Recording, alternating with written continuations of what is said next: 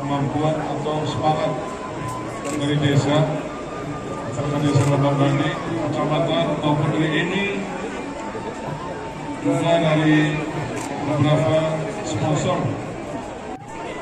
Ada beberapa lapangan listrik yang melihat ini mungkin lapangan gading ini lebih stabil, ada lebihnya. Jadi ke depan lapangan ini tentunya harus terus kita pakai.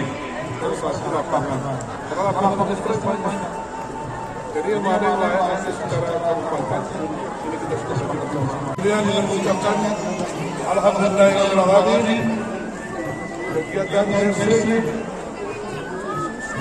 ofensif 2022 Labang Bandi dengan resmi kami nyatakan tutup.